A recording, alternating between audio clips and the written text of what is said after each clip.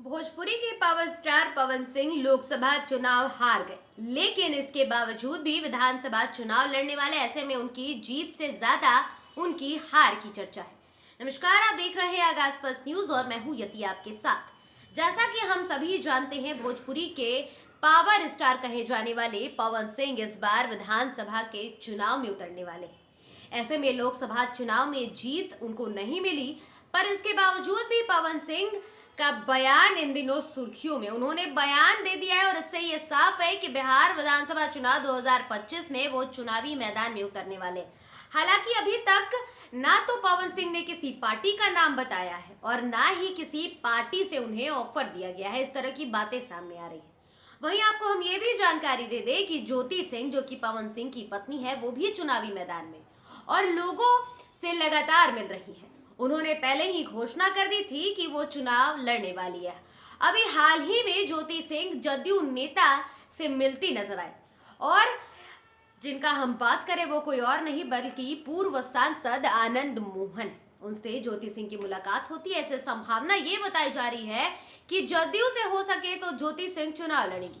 अब कयास है, राजनीति में कयास का सिलसिला लगातार रहता है। ऐसे में देखिए, अब ज्योति सिंह ये भी कहती नजर आई है कि बहुत ही जल्द वो इस बात की घोषणा कर देंगे कि आखिर वो कैसे और किस पार्टी के साथ चुनाव लड़ेंगे या फिर निर्दलीय ही लड़ेंगे। आपको बता दें कि लोकसभा चुनाव का तस्वीर आप याद करिए, 2024 में पवन सिंह को बीजेपी ने पश्चिम बंगाल के आसनसोल से टिकट दिया था। हालांकि पवन सिंह ने यहां से चुनाव लड़ने से मना कर दिया। काफी विवाद हुआ। वे बिहार के आरा से चुनाव लड़ना चाहते थे, लेकिन बीजेपी ने आरा से उन्हें टिकट नहीं दिया। इसके बाद पवन सिंह बागी हो गए, निर्दलीय ही चुनावी मैदान में उतर गए और काराकाट की जनता के बीच जाने लगे। हालांकि पवन सिंह को इसमें हार मिल गई, उन्हें हार का सामना करना पड़ा। यहां से एनडीए प्रत्याशी उपेंद्र कुशवाहा को भी हार मिली, जिनका वोट काटने का काम पवन सिंह ने किया, जो कि राजनीतिक जानकार बताते हैं। वहीं सीपीआई एमएलए के जो सांसद है राजा राम सिंह, वो यहां से जीत दर्ज करके सांसद बन गए। अब एक बार फिर पवन सिंह चुनावी मैदान में उतरने की कोशिश में है। बिहार विधानसभा चुनाव करीब है और ऐसे में इसको लेकर चर्चा है और चर्चा एक और है कि बीजेपी कोई कसर नहीं छोड़ना चाहती। ऐसा कहा जा रहा है कि पवन सिंह की नजदीकियां बीजेपी से हैं। बीजेपी की ओर से सभी संभावनाएं और जीतने वाले कैंडिडेट पर निगाह लगातार रखी जा रही है। इस बीच ये चर्चा जरूर कि पावर स्टार पवन सिंह जल्द ही एक बार फिर से भारतीय जनता पार्टी का दामन थाम सकते हैं। ध्यान ये भी देने वाली बात है कि पिछले बार लोकसभा चुनाव के दौरान पवन सिंह बीजेपी में शामिल हुए थे। पार्टी ने उन्हें आसनसोल से टिकट दिया। उन्होंने पहले पार्टी का आभार जताया, फिर सोशल मीडिया पर सामने आकर चुनाव लड़ने से इनकार कर दिया। पवन सिंह लगातार अभी भी बीजेपी नेताओं के संपर्क में बने हुए, ऐसा अंदरूनी जो सूत्र है वो बता रहा है।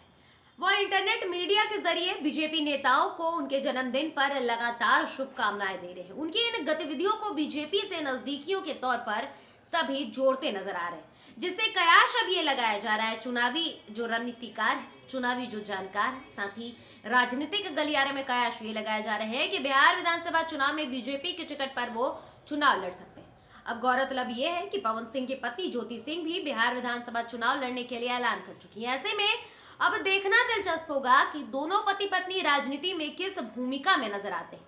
जैसा कि हमने आपको इस खबर के स्टार्टिंग में बताया था, पवन सिंह की जीत से ज्यादा उनके हार की चर्चाएं होती हैं। ऐसे में इस बार विधानसभा चुनाव में उनकी रणनीति और सियासी सफर पर सबकी नजरें जरूर टिकी रहेंगी।